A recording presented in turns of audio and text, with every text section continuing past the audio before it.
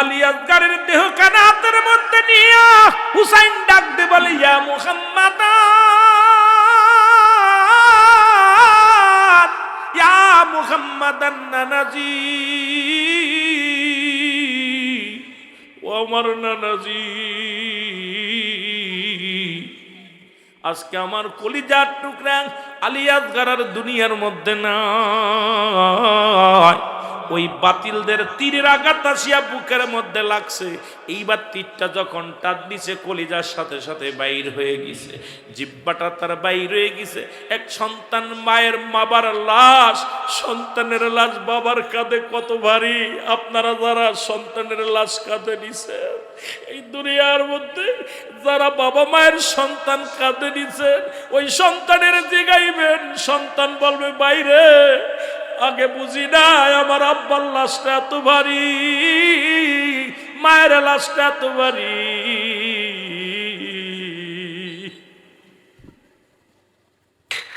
বাবার লাশ মায়ের লাশ কত ভারী, যে সন্তানের লাশ গাড়ে নিচে সন্তানের লাশটা কত ভারী।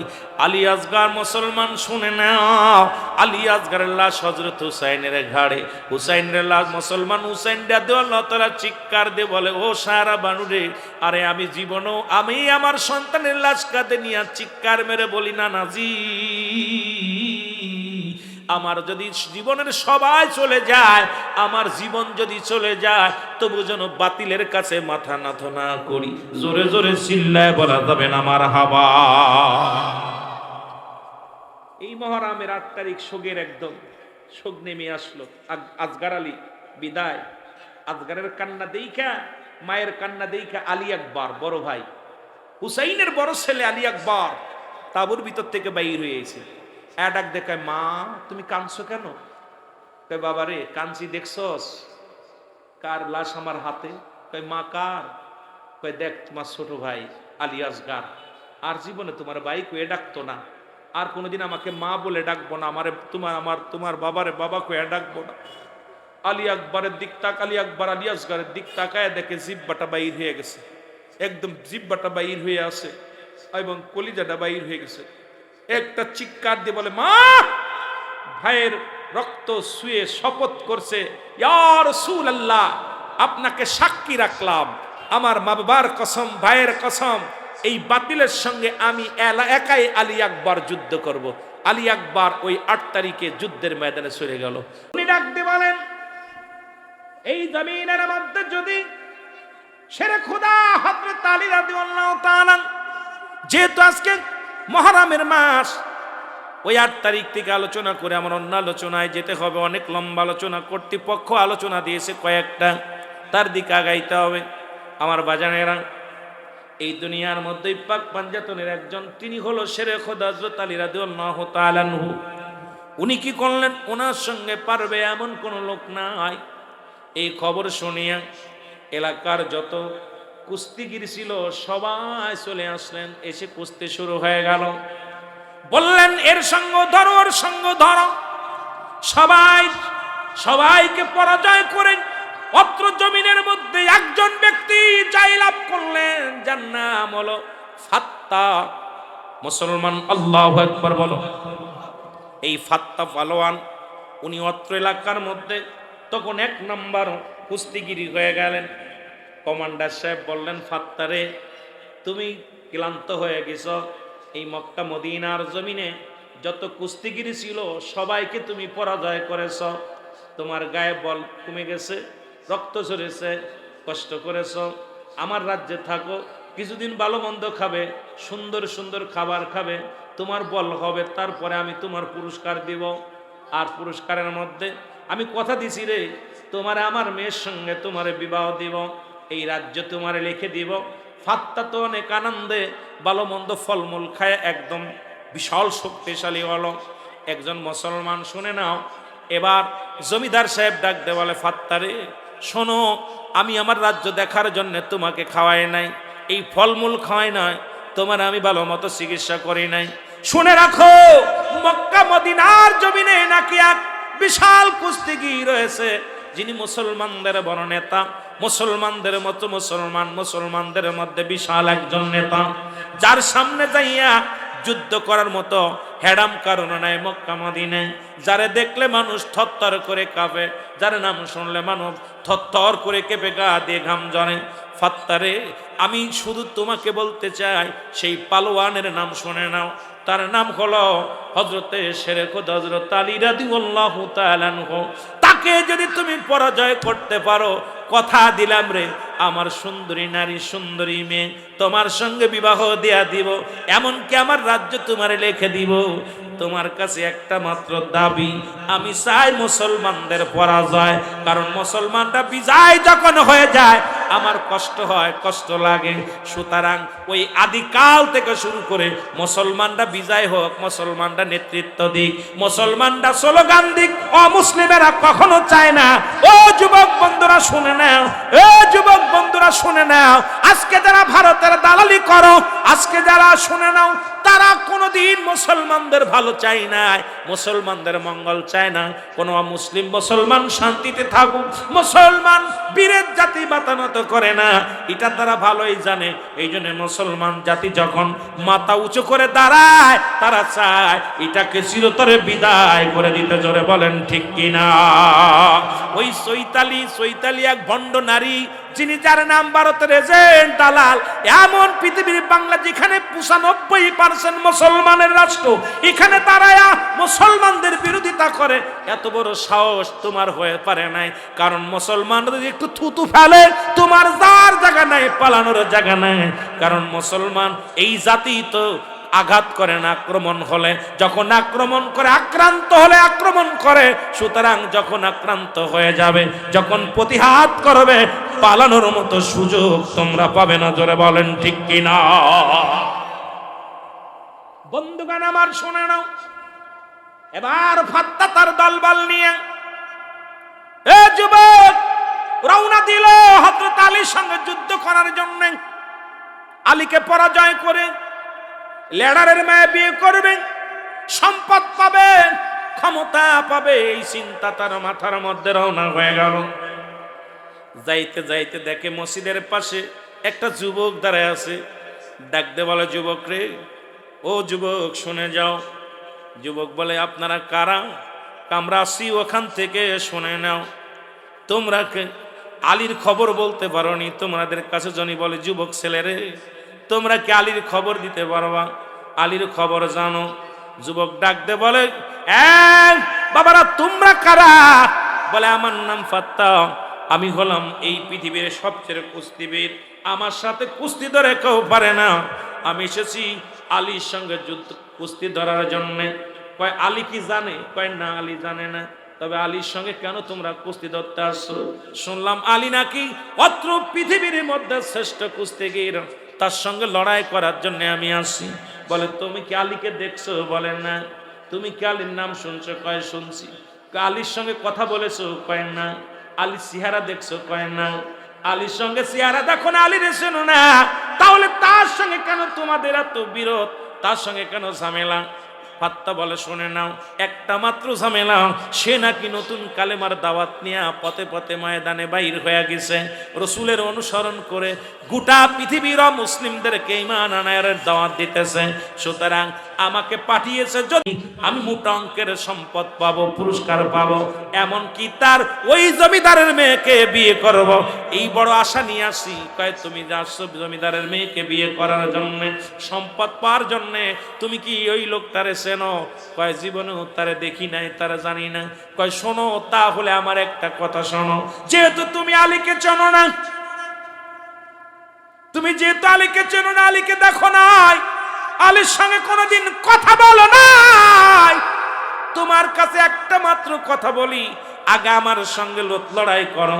যদি আমার সঙ্গে লড়াই করে পারো, তাহলে আমি আলীর ঠিকানা দিব, কারণ আমি ছাড়া এই মক্কা মদিনার জমিনে আলীর খবর আর কেউ জানে না।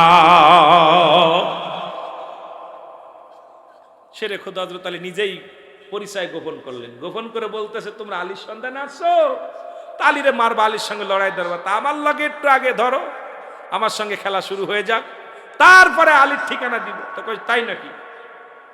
কহ, তুমি যেহেতু আলী, আমার সঙ্গে এক বোঝাপড়া করো, যদি আমার সাথে পারো তাহলে বুঝবা না তুমি আলীর সঙ্গে পারো। তার সঙ্গে পারতে লাগে আমার সঙ্গে বুঝাপুরি করে নাও, আমার সাথে আসো। এ মুসলমান শুনে নাও, গভীর মনোযোগ। এবার ফাত্তা বলে তোমার সঙ্গে লড়াই করব কি দিয়া? তোমার তো হাতে কিছু নাই, তোমার কাছে না আছে তরবারি, না আছে ঢাল, না আছে কোনো অস্ত্র, তোমার সঙ্গে কি লয়া যুদ্ধ করব? সেরে খোদা হযরত আলী বলে তোমার কাছে কি আছে? আমার কাছে সব আছে। এই দেখো হাতিয়ার, বিশাল তরবারি একটা বাইর করলেন। সেরে খোদা হযরত আলী বলেন তুমি তোমার হাতে তরবারি, আর আমি যুবক এই মসজিদের কাজ করতেছিলাম, মসজিদের জন্য ধুলাবালি পরিষ্কার করতেছিলাম। এখানে আমার কাছে একটা বেলচা আছে যেটা বালু টানা হয়, এই বেলচা দিয়ে আমার অস্ত্র হলো বেলচা, আর তোমার হলো তরবারি। যদি তুমি পরাজয় করাতে পারো তাহলে আলীর ঠিকানা দিব, নাই তো তুমি আলীর ঠিকানা পাবা না। ফাত্তা বলে এ বেটা যুবক, তোমার আমার এই তরবারি দেখে কি তোমার ভয় লাগে না? এক কবে তোমার গরদান নিয়ে নিব, তোমার ওই বেলচা দিয়ে আমার সঙ্গে হট্টগোল করতে চাও? বলে তুমি এত বাড়াবাড়ি করো না রে ফাত্তা, তুমি এত বড় নেতা, বোঝাপড়া হোক কে কারে ধরে কে কারে মারে।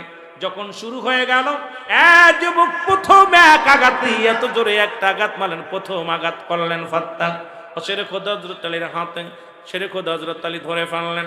দ্বিতীয় যখন আঘাত মারছে বাম হাত দিয়ে ধরলেন, প্রতিহত করলেন। দ্বিতীয় বললেন ফাত্তা, বড় ফাত্তা প্রস্তুতি হও, তুমি দুইটা মেরেছো, এবার প্রস্তুতি হও, 3 নাম্বার আমি মারব। এবার যখন সেরে খোদা হযরত আলী এ মুসলমান বেলচা দিয়ে একটা আঘাত করেছে, ফাত্তার তরবারি ভেঙ্গে 2 টুকরা হয়ে গেছে, ফাত্তাও জমিনের মধ্যে গড়ায় পড়ে গেছে। জোরে জোরে চিল্লায়া বলা যাবে না আল্লাহু আকবার। ফাত্তা পালোয়ান থরথর করে কাঁপে আর কয় যুবক এ কি দেখাইলা তুমি? আমি মক্কা মদিনার এই মরু প্রান্তরে আমার মতো বীর আর কেউ নাই, তুমি আমার তরবারি এক আঘাতে ভেঙে ফেললে, আমাকে জমিনের মধ্যে শোয়া দিলা। কয়বার তুমি? তাহলে একটা কাজ করো, বেলচা যদি তোমার কাছে বেশি অস্ত্র যদি পছন্দ হয় তাহলে তুমি বেলচা ধরো, আমার এবার তো ওই ভাঙ্গা তরবারিটা দাও। সেরে খোদা হযরত আলী ভাঙ্গা তরবারিটার হাতল ধরলেন, আর ফাত্তা বিশাল বড় একটা বেলচা ধরলেন। যুদ্ধ শুরু হয়ে গেল। সেরে খোদা হযরত আলীর গায়ের মধ্যে একাধিক আঘাত করলেন, একটা আঘাত লাগাতে পারে না। এবার হযরত আলী কয় ও ফাত্তা, এবার তুমি প্রস্তুতি হও, তুমি অনেক করেছো, এবার প্রতিশোধ নাও।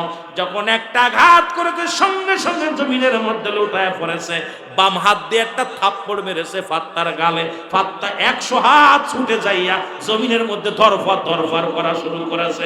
ফাত্তার বুকের উপরে পা দিয়া হযরত আলী ডাকতে বলে বেটা শোন, তুমি এসেছো সেরে খোদা হযরত আলীর সন্ধান নিতে, আমার সঙ্গে তো পারলা না।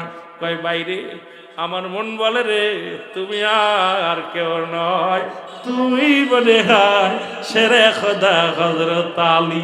কারণ আমার জানা মতে এমন পালোয়ান আমার এই মক্কা মদিনার জমিনে নাই, তোমার পরিচয়টা দাও।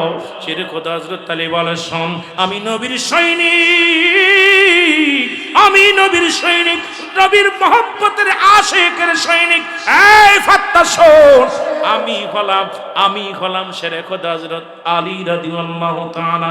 সঙ্গে সঙ্গে ফাত্তা কালেমা পড়ে নেয়। ফাত্তা বলে সেরে খোদা আলী রে, আর একটা মিনিট নয়, কারণ তোমার দেহে মনে হয় আমার একটা বাহুর বল তোমার দেহের মধ্যে নাই, তোমার ইমানি বল, তোমার মদিনাওয়ালা কামলিওয়ালার শক্তি, রাসূলুল্লাহর নেকটার্য শক্তি তোমার পরে থাকার কারণে তোমার কাছে আমি পাত্তা পাই নাই। সুতরাং আর দেরি নয়, আর সময় নাই। আমি ফাত্তা পালোয়ান কালেমা পড়ে মুসলমান হয়ে যেতে চাই, বাড়ি চাই না, নতুন বিবি চাই না, সুন্দরী বিবি চাই না, আমার তুমি কালেমা পড়ায় দাও। সঙ্গে সঙ্গে কালেমা পড়ায় দিছে লা ইলাহা ইল্লাল্লাহু মুহাম্মাদুর রাসূলুল্লাহ সাল্লাল্লাহু আলাইহি ওয়াসাল্লাম। মহব্বতের সঙ্গে দুরূদ শরীফ আল্লাহুম্মা সাল্লি আলা আর নবিয়ানা শাফিয়ানা নবিয়ানা আদম যখন মাটি পানি মর নবীজি খোদে রাসূল, আদম যখন মাটি পানি মর নবীজি খোদে রাসূল, তার উপরে পড়েন দুরুদ, তার উপরে পড়েন দুরুদ, আল্লাহ ফেরেশতা কুল আল্লাহুম্মা সাল্লি আলা জোরে নবিয়ানা শাফিয়ানা নবিয়ানা। আকাশ পয়দা জমিন পয়দা নূরে পয়দা মোহাম্মদ, আকাশ পয়দা জমিন পয়দা নূরে পয়দা মোহাম্মদ। আশিকেরা পড়ো দুরুদ, আশিকেরা পড়েন দুরুদ সেই নবীজির উপর হাজার বার। আল্লাহুম্মা সাল্লি আলা এরে নবিয়ানা শাফিয়ানা নবিয়ানা। 63টি কাল কাঁদলেন নবী সকলি উম্মতের লাগি, 63টি কাল কাঁদলেন নবী সকলি উম্মতের লাগি। এখনো কাঁদেন নবী, এখনো কাঁদেন নবী শুইয়া সোনার মদিনায়। আল্লাহুম্মা সাল্লি আলা এরে নবিয়ানা শাফিয়ানা নবিয়ানা। আল্লাহুম্মা সাল্লি আলা সাইয়্যিদিনা নবিয়ানা। নবীর উপর দুরূদ পড়ো আমার আল্লাহ পাকের ঘোষণা। সাল্লু আলাইহি ওয়া সাল্লিমু তাসলিমা, পাক কালামের ঘোষণা। কার ঘোষণা? সাল্লু আলাইহি ওয়া সাল্লিমু তাসলিমা, পাক কালামের ঘোষণা। নবীর উপর দুরূদ পড়ো, নবীর উপর দুরূদ পড়ো স্বয়ং আল্লাহ পাকের ঘোষণা। আল্লাহুম্মা সাল্লি আলা নবিয়ানা শাফিয়ানা নবিয়ানা। এ দুনিয়ার মুসলমান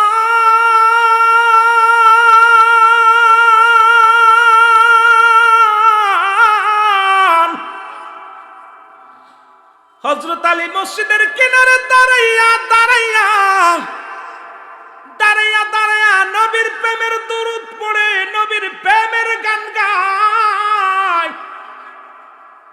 এই দৃশ্য দেখতেই লাগলেন আবু জেহেলে। কি দেখলেন? জোরে বলেন কি? আবু জেহেলে শেরে খোদা হযরত আলী ওই জায়গা মসজিদের পাশে দাঁড়ায় আছে। যেমন আপনাদের মসজিদ, মসজিদের যায় শেরে খোদা হযরত আলী নিজেই পরিষ্কার করতেন, ময়লাগুলো পরিষ্কার করতেন। মুসলমান ওযুখানা পরিষ্কার করতেন। গো মুসলমান এই জায়গা যাইয়া মসজিদের ময়লাগুলো ঝাড়ু দিতেন, মসজিদটাকে অত্যন্ত মহব্বত করতেন। এইটা দেখতেছিলেন। কে দেখে? মুসলমান আবু জেহেলের নজরে পড়ে গেল।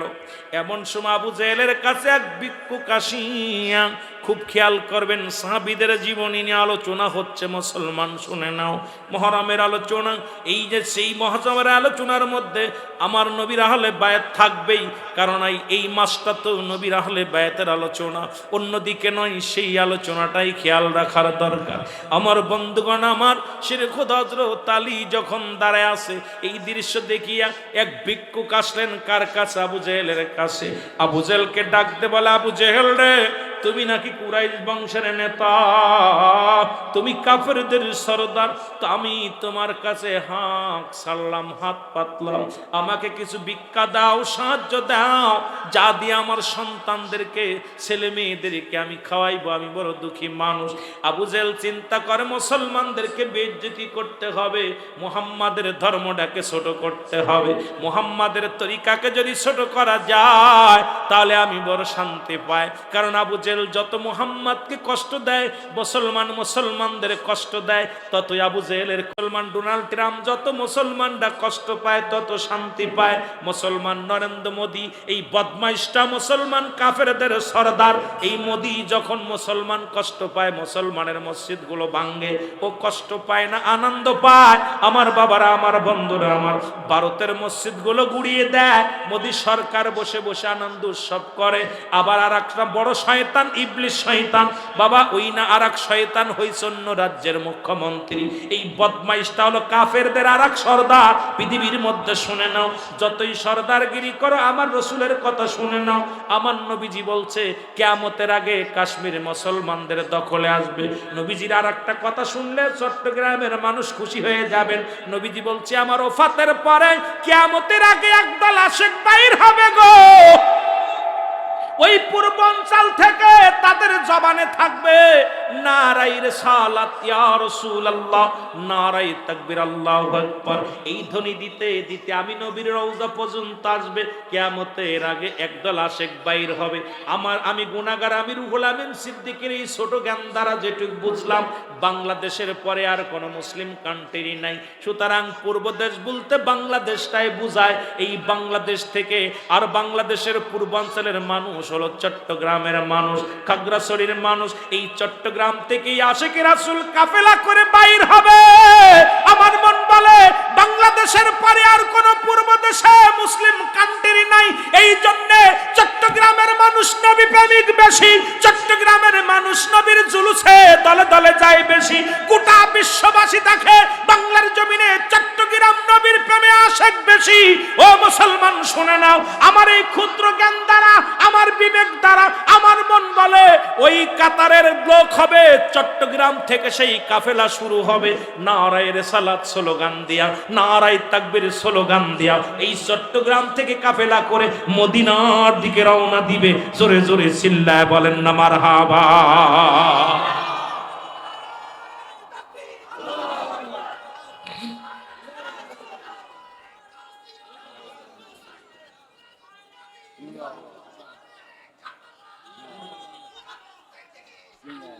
যেহেতু সোয়াদ সামনে আসতেছে আমাদের জন্য, কোথায় আহা জশ্নে জুলুস সামনে আসবে, রাসূলের আগমন। এইটা বাংলাদেশের মধ্যে চট্টগ্রামের মানুষ যে জুলুস করে, এটা পৃথিবীর মধ্যে এত বড় জুলুস আর কেউ করে না। বাংলাদেশের আর সৌদি আরবের পরেই পূর্ব দেশে একটা দেশ মুসলিম কান্ট্রি, সেটাই হলো বাংলাদেশ। এরপরে পূর্ব দেশে আর কোনো মুসলিম কান্ট্রি নেই। সুতরাং আমার ক্ষুদ্র জ্ঞান দ্বারা, বিবেক দ্বারা বলে চট্টগ্রামের মানুষ আশিকে রাসূল। এই জন্য চট্টগ্রামের মানুষ নবীর জন্য পাগল। নবীর জন্য পাগল কেন? এই কাফেলায় জন্য আল্লাহ আমাদের সবাইকে শরীক করে। আমিন বলেন আরো জোরে, আরো জোরে। শুভ সংবাদ দিয়ে গেলাম চট্টগ্রামবাসীরে। এই কপাল কজনের আছে? এই কপাল কজনের আছে আপনারা জানেন? চট্টগ্রাম শহরটা একাধিক খণ্ড হয়ে আছে। এই শহরটা ভূমিকম্প মানে ভিতরটা ফাইটার হয়েছে কয়েকটা খণ্ড। একাধিক যত বৈজ্ঞানিক আছে তারা বলছে যে কোনো মুহূর্তে সাগর হয়ে যাবে। কিন্তু এই জমিনের মধ্যে অসংখ্য আল্লাহর ওলিদের আগমনে, এই অসংখ্য আওলাদের রাসূলদের আগমনে এই জমিনের কোনো ক্ষতি হবে না। কারণ আওলাদের রাসূলের পাক কদম মুবারক চট্টগ্রামের জমিনে পড়েছে। জোরে বলেন ঠিক কিনা? আরো জোরে বলেন ঠিক কিনা? এটা বোঝার শক্তি এখন এই পাগলদের হয় নাই। এই জন্যে এই জ্ঞান অর্জন করতে লাগলে তাসাউফপন্থী হতে হবে। তাসাউফের জ্ঞান যখন অর্জন করবেন তখন আপনার ভিতর, আপনার বিবেক, আপনার মন, আপনার অন্তর বলে দিবে এই ওলিয়াল্লাহদের শান, নবীদের শান, সাহাবীদের শান। তাছাড়া আপনি বুঝতে পারবেন না। আমার বাবারা, চট্টগ্রামের মানুষগুলো খুব দামি মানুষ। এই মানুষগুলো অনেক দামি মানুষ। আমরা যারা বুঝি, আমার ওই অপূর্ব আমার অঞ্চলে যাবেন, উত্তরবঙ্গে যাবেন, সুন্নি কারো এটা বোঝেই না বাবা, কারা বোঝেই না। আমারই তো নিজের সওয়াব ছাড়া বোঝে না। সুতরাং যদি বুঝতে হয়, নবীর আশিকদের দেখতে হয়, চট্টগ্রামে আইও। জোরে বলেন ঠিক কিনা? আরো জোরে বলেন ঠিক কিনা? আল্লাহ কবুল করে। জোরে বলেন আমি। আবার এই চট্টগ্রামে আবার আবু জেহেলের খালাতো ভাইরাও আছে। জোরে বলেন ঠিক কিনা? আছে না? দাড়ি টুপি জুব্বা পাগড়ি আছে, নবীর শান শুনলে কষ্ট পায়, এই খালাতো ভাইরাও আছে। জোরে বলেন ঠিক কিনা? যেখানে আবু জেহেল সেখানে রাসূল, রাসূলের আশিকও আছে, নবীর খালাতো ভাইরা ওই আবু জেহেলের খালাতো ভাইরাও আছে। কথা বলেন ঠিক কিনা? আবু বকরের লোকও আছে, আবার আপনার কাল রেজিদের লোকও আছে। জোরে বলেন ঠিক কিনা? ঠিক কি না? এই জন্য বাবা সব আছে, আলো আছে, অন্ধকারও আছে, শেষ নেই। এর ভিতর থেকে আমরা আশিক রসুল হইয়া রসুলের প্রেমের মালা গলায় নিয়ে মরতে চাই। জোরে বলেন ঠিক কিনা? আরো জোরে বলেন ঠিক কিনা? মুহাম্মদ দুরূদ শরীফ, আল্লাহুম্মা সাল্লি আলা সাইয়্যিদিনা নবিয়ানা শাফিয়ানা নবিয়ানা। উড়ে যাও রে রাতের হাওয়া, যাও রে উড়ে মদিনায়, উড়ে যাও রে রাতের হাওয়া, যাও রে উড়ে মদিনায়। এ গোলামের সালাম খানি, এই গোলামের সালাম খানি পৌঁছাই দিও রওয়া যায়। আল্লাহুম্মা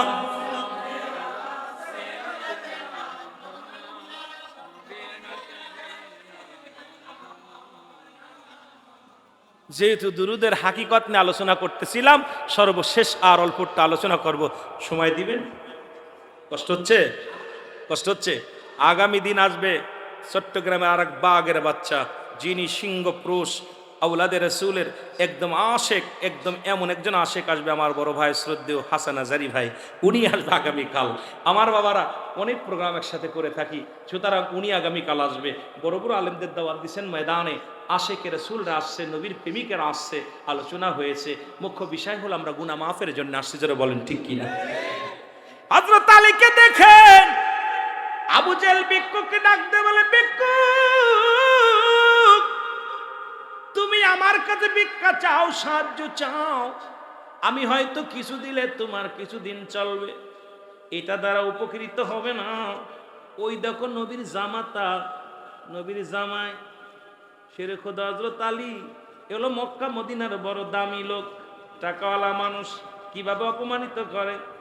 যাও যাও আলীর কাছে যে চাও, আলী যারে ভিক্ষা দেয় তারা জীবনে ভিক্ষা করা লাগে না।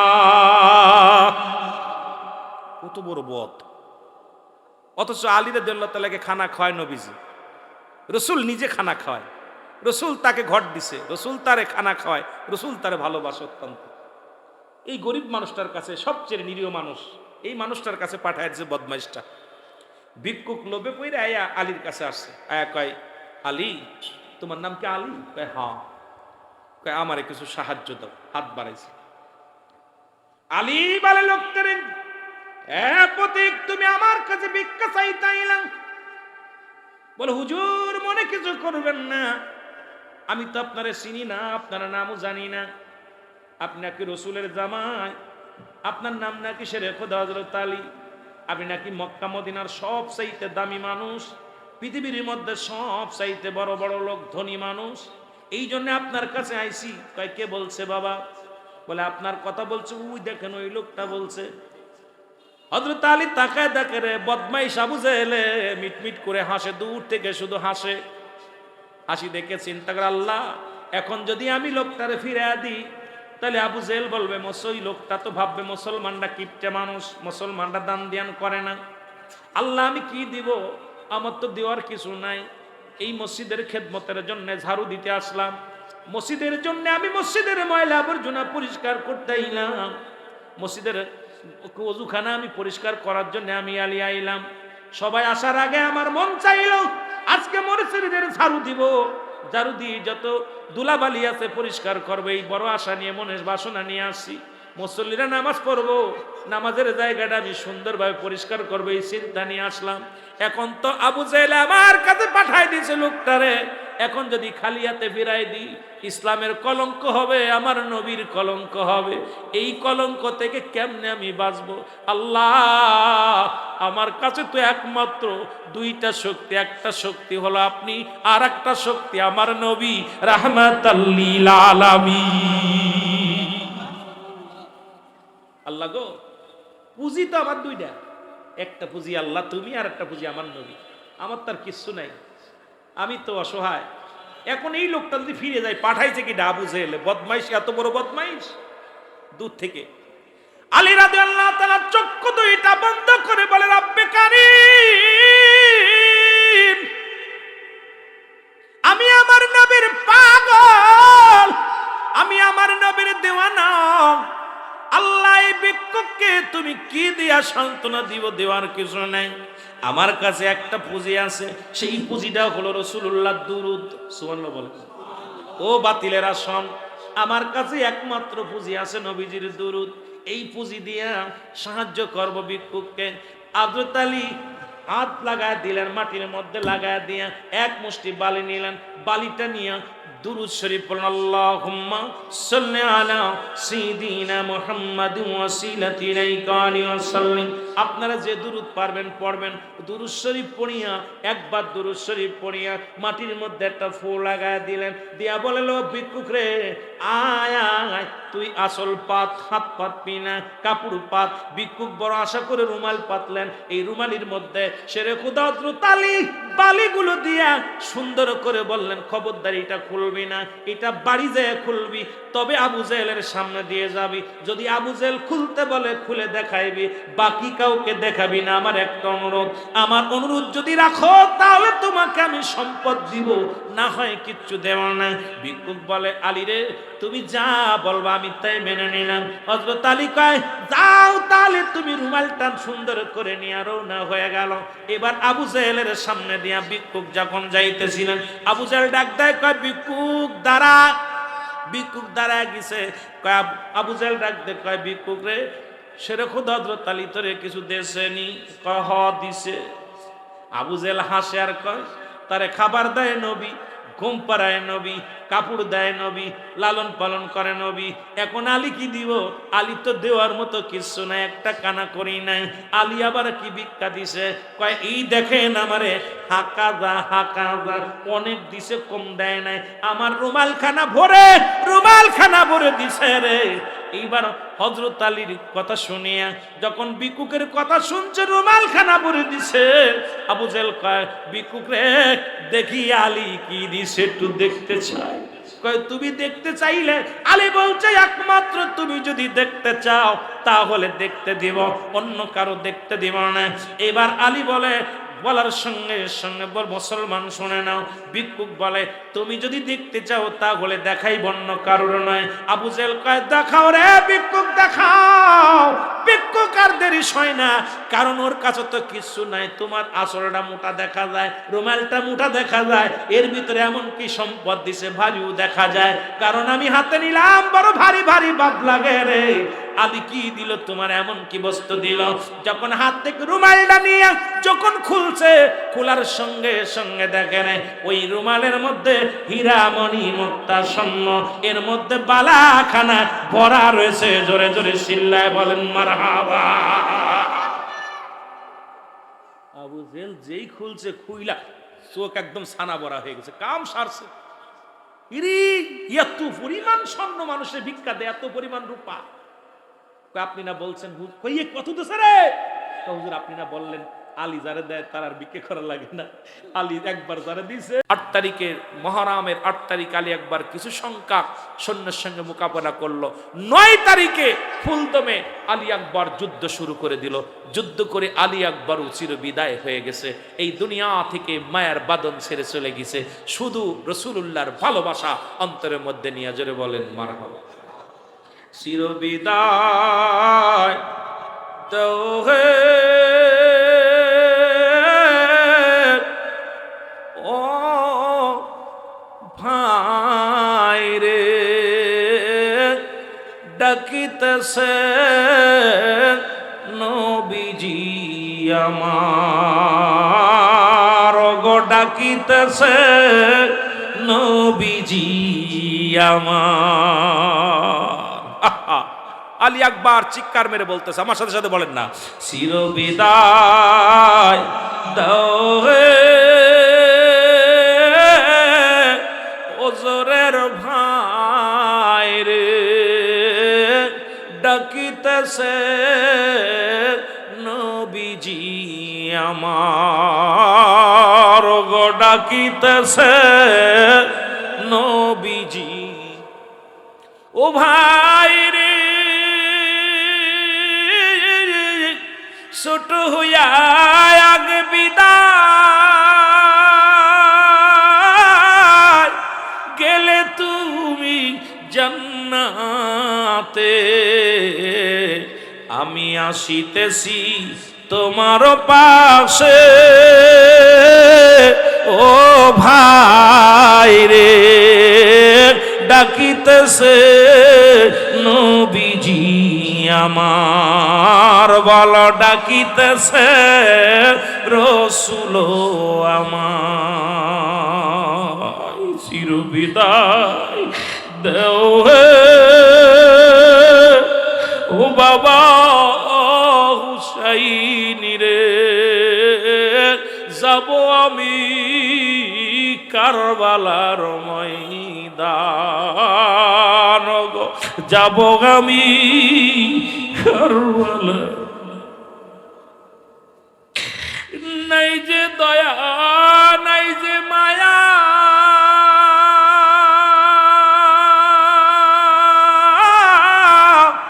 কেমনে মারলি নিষ্ঠুর তুরা, জোরের ভাইগে যে যে সাড়িয়া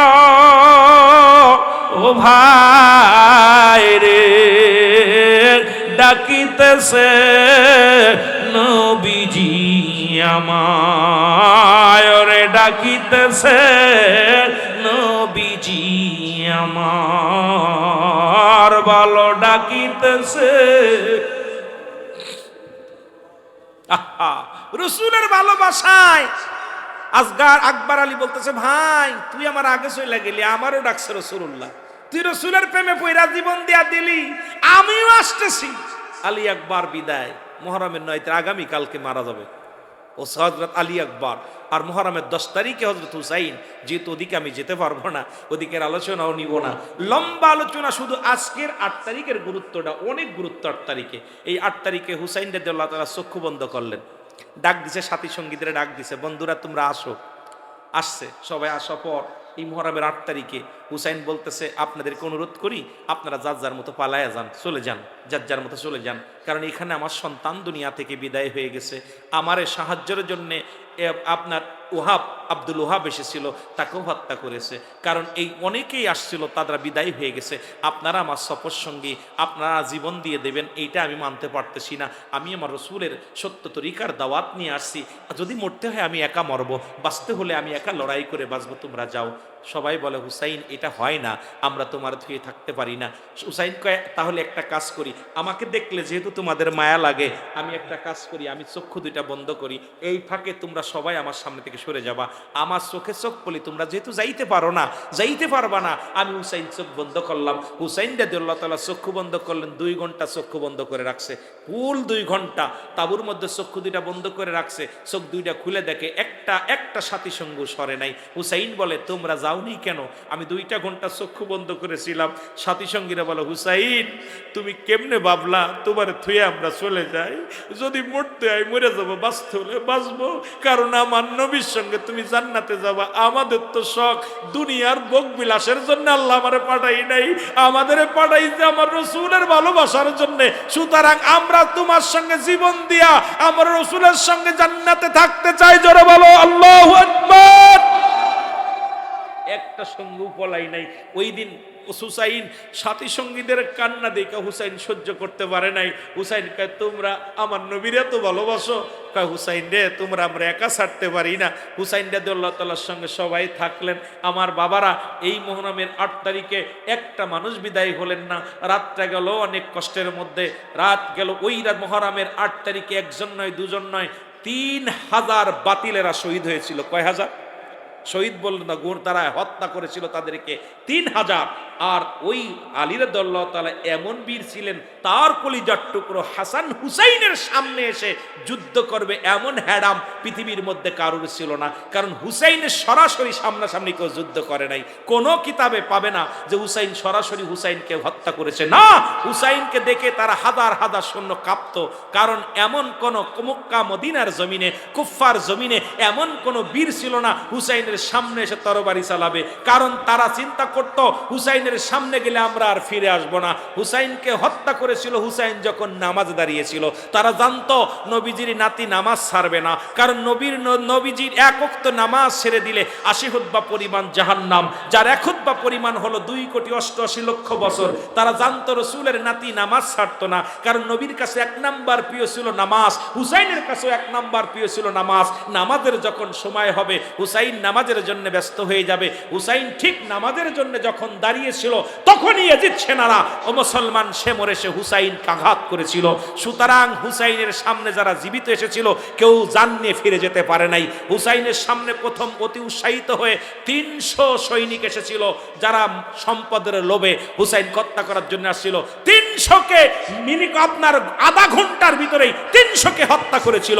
300টার কাল্লা কেটে জমিনের মধ্যে ফেলে দিছিল। হুসাইনের তরবারিটা ছিল শেরে খোদা হযরত আলীর তরবারি। হুসাইনের মাথার পাগড়ি ছিল রাসূল আকরাম সাল্লাল্লাহু আলাইহি সাল্লামের পাগড়ি মুবারক। হুসাইন রাদিয়াল্লাহু তাআলা বাম হাতের বল্লভ ছিল হযরতে মুসলমান আলী, আমার বাবারা আমার, হযরতে আমির হামজার বল্লভখানি। মাথার মধ্যে ছিল রসুলের পাগড়ি, ডান হাতে ছিল বাবার তরবারি, ডান হাতে ছিল আমির হামজার বল্লভখানি। পৃথিবীর এমন শক্তি নাই যার সামনে দাঁড়ানোর মতো এমন কোন পালোয়ান ছিল না। সেই পালোয়ানকে মেরেছে মুনাফিকরা যখন সলাতে দাঁড়িয়েছে। আজকে বাংলাদেশেও এক সম্প্রদায়ের লোক, আপনার কিছু সংখ্যক লোক, মুনাফিক সংখ্যালঘু মানুষ আমাদেরকে বলে পাকিস্তানে যে নামাজ পড়তে, আমাদেরকে বলে এদেশ ছেড়ে দাও, একটা নতুন আমাদেরকে কি দাও, প্রদেশ দাও। এই মুনাফিকরা ভুলে গেছে মুসলমান হলো সিংহর জাতি। মুসলমানের এই লেজ দিয়া, সিংহর লেজ দিয়া যদি কান চুলকাতে যাও চিরতরে কতল হয়ে যাবা, বাঁচার মতো পথ নাই। মুসলমান যখন গজরে উঠবে আর সুন্নি জনতা যখন জেগে উঠবে, পালানোর জায়গা পাবি না। কেউ জোরে বলেন ঠিক কিনা? আর একটু জোরে বলেন ঠিক কিনা? সুতরাং আপনাদের চিন্তা আমি আশ্চর্য হয়ে যাই। এগুলো কথা আমরা তো সুন্নি যারা আমরা প্রতিবাদ করি না, কারণ আমরা আমার রসুলের আদর্শ ধারণ করি বুকে, আমরা আমার রসুলের ভালোবাসা, ওলি আল্লাহদের ভালোবাসা বুকে ধারণ করি। আমরা হাঙ্গামা পছন্দ করি না, মারামারি পছন্দ করি না, হট্টগোল পছন্দ করি না, বোমাবাজি পছন্দ করি না। আমরা চাই ভালোবেসে বুকে নিতে। এখানেও যদি তোমরা আঘাত করতে চাও, এই সুন্নি বসে থাকবে না। আমাদের দুইটা শক্তি, একটা শক্তি আমার আল্লাহ, দ্বিতীয় শক্তি মুহাম্মাদুর রাসূলুল্লাহ সাল্লাল্লাহু আলাইহি ওয়াসাল্লাম। হুসাইনি সৈনিক যখন ময়দানে নামবে পালানোর পথ পাবে না। জোরে বলেন ঠিক কিনা? ঠিক কিনা? একবারের কথা আমার মনে পড়ে গেল হঠাৎ করে। শেরে খোদা হযরত আলী এমন বীর ছিলেন। কাকেরা ইনি কে? পাঞ্জাতনের একজন। কে তিনি? হযরত আলী হযরত ফাতেমার স্বামী, হাসান হুসাইনের আব্বাজান, আমার নবীর জামাতা, ইসলামের 4র্থ খলিফা। কত পাওয়ার! সুবহানাল্লাহ বলেন না? আর একটু জোরে বলেন। আমার বাবা, আরব প্রান্তরে সব যুদ্ধ শুরু হয়ে গেল। মুসলমানেরা সবাই বলা বলি করলো, কাফেররা, যে নবীজির 4র্থ খলিফা শেরে খোদা হযরত আলী এ এমন পালোয়ান, এর সামনে যে কেউ ফিরে আসতে পারে না। কথা বুঝেননি? ফিরে আসতে পারে না। রসুলের তো মারবি, রসুলের জামাই ছোট্টার অবস্থা খুব ভয়ঙ্কর। সুবহানাল্লাহ বলেন না? আসতে কইবেন না জোরে কইবেন? রসুলের জামাই, রসুলের সাহাবীর এক একটা সিংহ, যে সিংহগুলো তাদের সঙ্গে যুদ্ধ করা সম্ভব না। তা ওই এলাকার একজন পণ্ডিত, ওই এলাকার একজন বিশাল ক্ষমতাশীল একজন মস্তান ব্যাগ গোত্রের লিডার, নেতা, উনি যখন শুনতে পাইল মুসলমানদের ভিতরে এক বিশাল সিংহ পুরুষ আসছে, যার নাম শেরে খোদা হযরত আলী, তার সঙ্গে নাকি কেউ লড়াই করে পারে না, তার সঙ্গে কেউ জিহাদ করে পারে না, একে যদি মারতে না পারি মুহাম্মাদকে চিরতরে বিদায় করা সম্ভব না। কথা বুঝেননি? এই চিন্তা ভাবনা করে লোকজনে বলে, তোমরা যে মুহাম্মাদের সঙ্গে লড়াই করবা, ওনার কাছে একটা ছোট্ট ছেলে আছে, নাম তার হযরত আলী। এই যুবকের লগে এই মহল্লার মধ্যে এই হাজার হাজার মানুষ যে কিছু করতে পারত না। এই যুবক খুব খুব শিয়ানা যুবক। কথা বুঝেননি? খুব পালোয়ান। তো উনি মাতবার কি করলেন, ওই মহল্লার মাতবার মুনাফিক কাফের, উনি একটা দাওয়াত দিলেন, পুরো মক্কা মদিনার জমিনে সবাইকে দাওয়াত দিলেন যে আমি কুস্তির আয়োজন করলেন। তোমরা শোনো, যে ব্যক্তি কুস্তি ধরে জয়লাভ করবে তাকে উপযুক্ত পুরস্কার দিব, আমার সুন্দরী মেয়ে তার লগে বিয়া দিব। নাউজুবিল্লাহ বলেন না? একটু জোরে বলেন না? এখন আমারে দিছে, আমি তো এই দেশ ভিক্ষুক বড় খুশি। কয় ভিক্ষুক দাঁড়া, এসব যা বলছি ভুল, আলির দেওয়ার মতো কিছু নয়, ঘর নাই বাড়ি নাই, এই লোকটা কোনো চুরি করছে না ডাকাতি করছে, হাট তোকে নিয়ে আজকে মুহাম্মাদের কাছে যাব, মুহাম্মাদের কাছে বিচার দিব, তার জামাতা এত বড় একটা অপরাধ করছে, সেই ব্যক্তি রবি সাহাবী, চতুর্থ সাহাবী, সে রাত্রে ডাকাতি করে, এত মালামাল স্বর্ণ রূপা এইরকম আপনার এই বালাখানা, এ বাবা এ কোথায় পাইল রে, এই হীরামণি মুক্তা কই পাইল? নিয়ে গেছে রসুলের কাছে, রসুলের কাছে যায় বলে, হুজুর এই মুহাম্মদ সাল্লাল্লাহু আলাইহি ওয়াসাল্লাম। নবী বলে, চাচা কি খবর? কয় আপনার কাছে খবর একটা নিয়ে আইছি, খবরটা হলো বাতিজা তুমি কি খবর রাখো? কয় কি খবর? কয় তোমার দ্বিতীয় চতুর্থ সাহাবী শেরে খোদা হযরত আলী, তুমি খাওয়াও তাই খায়, তুমি গম পারাইলে গম পারে, তুমি যা দাও তাই, একটা কাপড় কেনার ক্ষমতা নেই। এই লোকটা ভিক্ষুক রে আসল বইরা কিন্তু হেরামণি মুক্তা স্বর্ণ জহর এইগুলো দিছে, পাইলো কই? কোথায় ডাকাতি করছে আগে বলো, না হলে আমি রাজার দরবারে এইটা নিয়ে তোমার বিচার হবে, কঠিন বিচারে, বিচারের এক নাম্বার আসামি তুমি হবা। আমার রসুল আলীর দিকে তাকায় বলে, আলী এ কি কয়, তুমি কি এগুলো দিছো? কয় জি হুজুর। সুবহানাল্লাহ বলেন না, আরো জোরে বলেন না। নবীজি আলী কি তুমি এগুলো দিছো? কয় জি হুজুর। আলী বলে, ইয়া রাসূলুল্লাহ, ইয়া হাবিবাল্লাহ, নবী গো, ও মায়ের নবী শুনেন, আমার একমাত্র পুঁজি আমার আল্লাহ, দুই নাম্বার পুঁজি হলো আমার নবী রাহমাতাল লিল আলামিন। আমার বলতে কিছু নাই, আমি আলী বড় আশা ছিল আজকে মসজিদের ঝাড়ু দিব, ময়লাগুলো পরিষ্কার করব, ওই মসজিদে মুসল্লিরা নামাজ আদায় করবে, ওই মসজিদে আসবে, মসজিদের ওযুখানাগুলো আমি ধুইয়া পরিষ্কার করতেছিলাম, একটু নেকির আশায়, ভালোবাসার জন্য, ইসলামের জন্য। ইয়া রাসূলুল্লাহ, আমি মসজিদে যখন গেছি, খোদার কসম করে বলি, আমি কানা করে নিয়ে যাই নাই, কোনো স্বর্ণ নিই নাই, কোন হীরামণি মুক্তা নিই নাই। হুজুর ইয়া রাসূলুল্লাহ, ইয়া হাবিবাল্লাহ, আমি কোথায় পাবো এই সম্পদ? ইয়া রাসূলুল্লাহ, আমিও চিন্তায় আছি। নবী বলে, আলী রে কি ঘটনা ঘটেছে আগে আমারে বলো। আলী বলে, ইয়া রাসূলুল্লাহ, ইয়া হাবিবাল্লাহ, নবী গো, আমি যখন ওই মসজিদের খেদমত করতেছিলাম, দেখি ওই ভিক্ষুকটা ওই আবু জেহেলের কাছে দাঁড়ায় আছে, আমি একবার দেখলাম লোকটা দাঁড়ায় দাঁড়ায় গল্প করে, কিছুক্ষণ পরেই দেখি ভিক্ষুকায় আমার কাছে হাঁক মারলো, এ মুহাম্মাদের অনুসারী, আমাকে সাহায্য দাও। তুমি নাকি সাহায্য দিলে জীবনে আর কারুর কোনোদিন হাত পাতা লাগে না, এই হাঁক সারিয়ে আমার কাছে যখন সাহায্য চাইল, নবী গো, দূর থেকে দেখি আবু জেহেল আমার দিকে তাকায় তাকায় মিষ্টি মিষ্টি হাসতেছে, আমি বড় লজ্জা পড়ে গেলাম। ইয়া রাসূলুল্লাহ, ইয়া হাবিবাল্লাহ, নবী গো,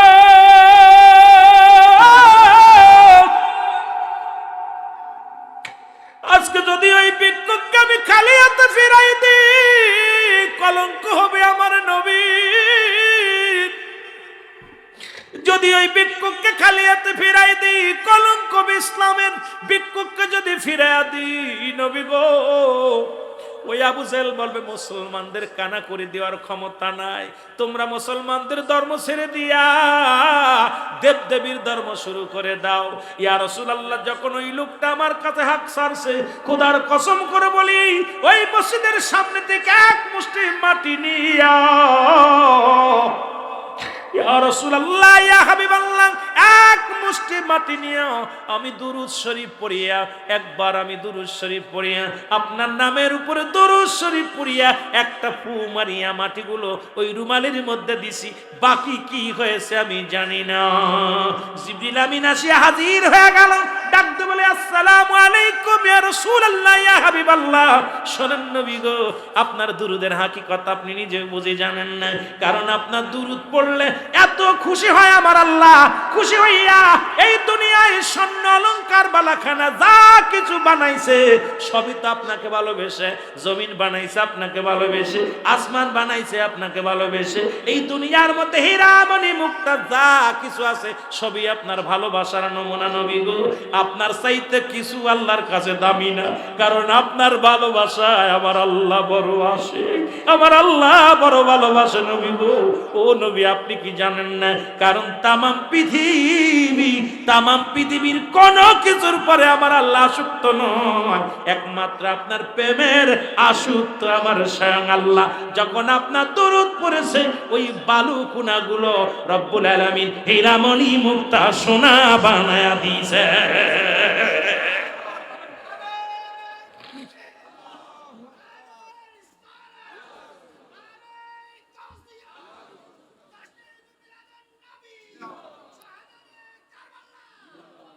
সুতরাং আমি দুরুদের কথা নিয়ে আলোচনা শুরু করেছিলাম, যদিও কারবালার আলোচনার মধ্যে আসি, পাক পাঞ্জাতনকে নিয়ে আসি, পাক পাঞ্জাতন নিয়ে আসি।